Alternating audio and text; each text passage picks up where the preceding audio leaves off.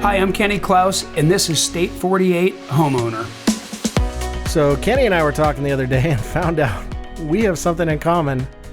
Vehicle crashed into both of our houses at not the same day, different days. Yeah, one of those 6:30 a.m. surprises, and I don't know that I have permission from the person who may have done this to share that, but we'll just say hypothetically. We'll not use actual names. No, it's an interesting topic that I wanted to talk about, and this actually just really brought it to the forefront. We help a lot of people with their buying and real estate needs, but that's just the first step. I mean, owning a home, there's so many moving parts to owning a home when you're talking about all your utilities and what happens. I mean, what if you have gas, water, power? Like, what if something happens with those? What do you do? It's just an interesting, opportunity for us to really dive into some of these subjects. And this water shutoff is an interesting one that I think we both were like, well, we both had stories and somewhat recent, and so yeah. And you talk about moving parts of a house. When a vehicle, hits it, they are moving. Well, just to share the story real quick, I had someone back in a trailer up to my house and, leave it on the side of the house behind the RV gate, and thought the car was in park, but it was still in reverse. Trailer and truck kept coming and hit the main water main. I say the main water main, the main water at the house, right? So you have two. You have the main water main at the street, which has a shutoff. So let's talk about what those look like, and we'll dive into the story. So at the street, we're looking for on the ground, generally it's plastic. Mine's metal. When I was growing up, it was concrete. And so yeah. There was a tool that you'd use to lift it out. Yeah, mine's a metal lid with a concrete core around it. So it's kind of an ovally rectangle shape. Right out there, almost always by the curb. Sometimes you might have to find it somewhere else. And that's where some of the new technologies, the cities aren't having to go out and read those. But if you remember, people walking by your house had that little tool lifting up the cover and reading your water meter. There's also a shutoff there. And that one's probably the one that people struggle with the most because they don't have a tool handy. And think about this. A lot of times when you're shutting off water at the main at the street, it's because there's a problem. Yeah. And so you're not in the right mindset sometimes. You're more of in a panic mood, stressed out, that kind of thing. And so understanding, what has to happen if there is something going on in the house, which, we've seen, washer and dryer valves break, water heater, we've seen, the little RO behind the fridge. And it's like, well, how do I shut that? The valve there is not shutting it off.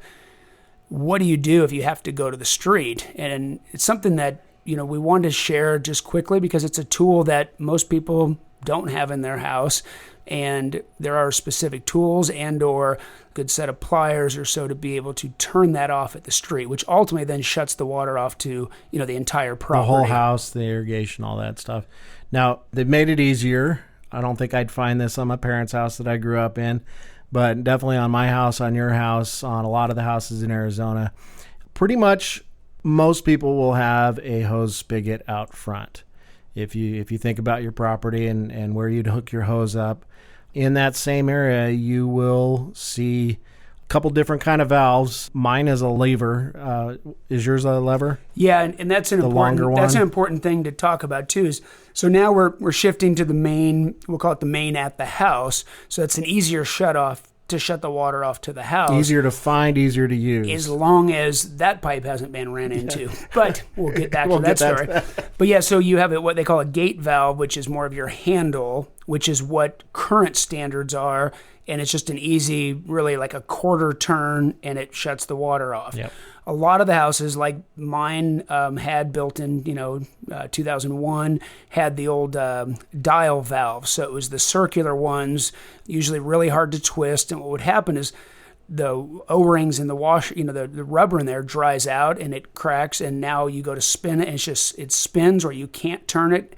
And you're all stressed out at that moment too. And you can't get the water off. So, it'd be something to look at your house now. If you have that kind of valve, even someday when you go to sell during a home inspection, they're usually going to call it out and say it should be updated. Every single time I've been on an inspection, with a gate valve, just because of, it's like a ball in there and it just shuts the thing right off, and anyone can do it. I mean, it's so simple to do that versus the old dial was very difficult and not reliable. No, it's something that even showing your kids that, hey, if I'm not home, it's something a 10, 12-year-old could do. You don't have to have a lot of muscle to compared to the one at the street, they call it like a T-bar, and you can get them at Home Depot, Lowe's, Ace Hardware, but it's really like a big T, and at the bottom it has kind of like almost a two-pronged fork. Like a little fork, and that goes onto the little valve that's sunk down into the yard there at your main. And so we have one hanging up in the garage, and so if something was to happen, you go out, that's what you're going to do is shut it off there.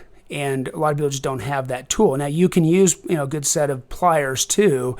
It makes it a whole lot easier to have the right. You get more leverage with the other. But again, if you didn't want to go spend the money or didn't have it, a good set of pliers or something. Yeah, you definitely don't need to run to Home Depot before you shut the water off. Right. If you're having a big problem, that's called an insurance claim at that point. So. But no, the two places, the street and the house. The house is an easy one. If you're doing something, replacing a faucet at the house, or you need to shut the water off, in a controlled environment, no problem. There are times where that valve won't shut off, and so we just want to make sure everyone knows the two places that you can go to do that. And yeah, it's easy to find right there, generally on the side of your house. So let's go back to where we started with the conversation. You're in your backyard. I just happened to be out in the backyard checking on something in the pool early in the morning, before heading out, and this the truck and trailer being backed in, and thought it was going into park, and it actually stayed in reverse, and actually hit. Just clipped the main shutoff there at the house, into the house, and all of a sudden water is shooting all over the place. You've got one jumping out of the truck, going, "Oh my gosh!" What did I do? What do I do now?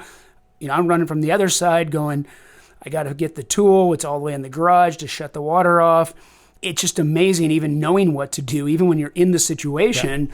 Yeah. Water is a mess, and it's, squirting up everywhere, and everyone's running around with their head cut off, and it's like, okay, breathe, and do I know what I need to do? And so, we went out to the street to turn it off there. Also realized that the pipe with the main shutoff actually was still intact, but it had broke the pipe ahead of it, and so water was shooting out, but we were able to, turn it off there, stop the mess, and then kind of figure out what the heck just happened. But it really was a learning curve, I think, for both of us, even knowing what to do. When you're in the moment, it's pretty stressful. When water is flowing, if it's flowing into your house, if a toilet keeps running, you can't stop it. We all know those little valves behind the toilets. That's another topic of conversation we can have on how to shut those off. A lot of times those dry up or under the sink. So you really need to know where this is, because you can save yourself literally a ton of hassle and time and flooding and stress by just, take a walk outside, look where they are, your spouse, your kids. Just so everybody kind of knows where those are is really the point of our time here, is just understanding where those tools are in your house for your utilities, specifically water in this case.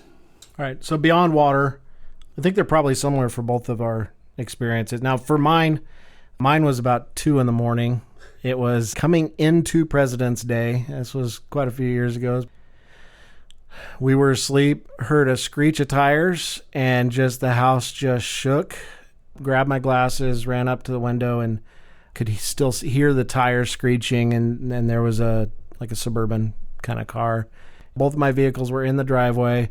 Hit both of them. One of them went into the lawn. The other one went into the garage and hit the garage door and hit the wall next to it.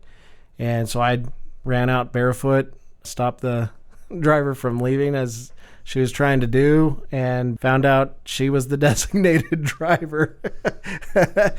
She was dropping off my neighbor. Now, we were in a cul-de-sac, so it was one of those things that you just never think, we'll get plowed into by a driver. But you have the craziness in the moment, but then you have the next day of what we need to do to get our house back together.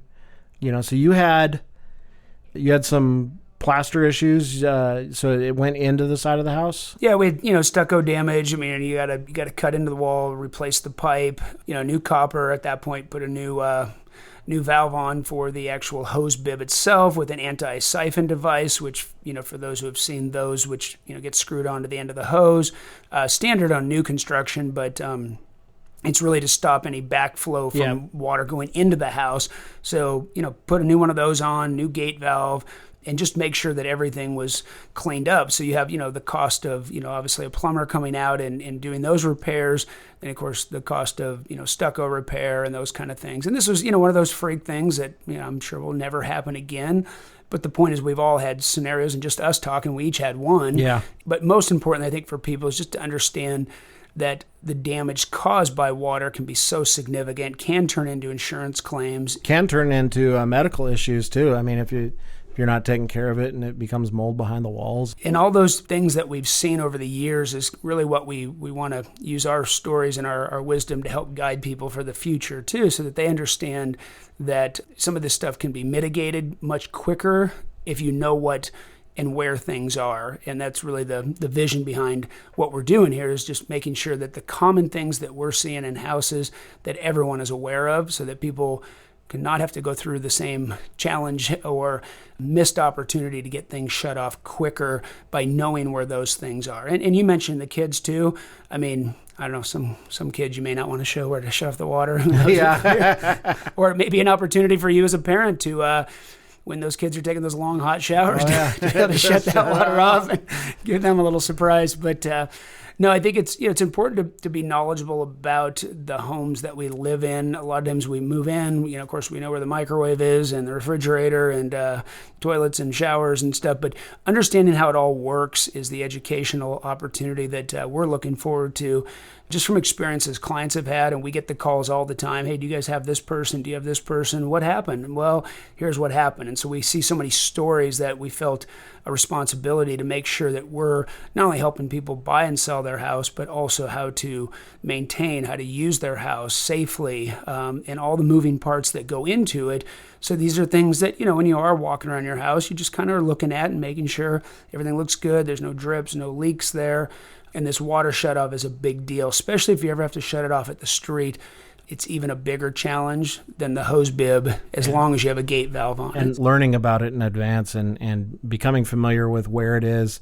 You don't want to be doing this when the water is shooting somewhere. You don't want to be having to try and figure it out or pull up a YouTube video on how to find that. This is the truth. And when you're done with the podcast and you get home and go and look for both those places and become familiar with it and feel what that valve feels like. And that way, hopefully nothing will ever happen with water. True. And if you end up realizing that you don't have a gate valve on the one at your house and you have the old dial, give us a shout. We'll get you connected with, a plumber that can come out and fix that for you. And it's one of those, you want to do it in advance. It's not one of those things you want to find out after the fact, because it's going to cost you a lot more if that water runs even for 5 or 10 more minutes. So.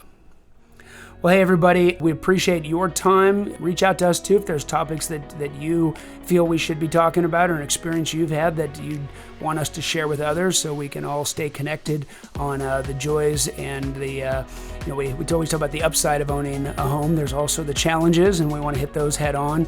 And we always say we're in the real estate solution business. We're really in the homeowner solution business, and we appreciate your time, commitment, and of course your ongoing referrals and trust in the Klaus team and our mission and what we're doing.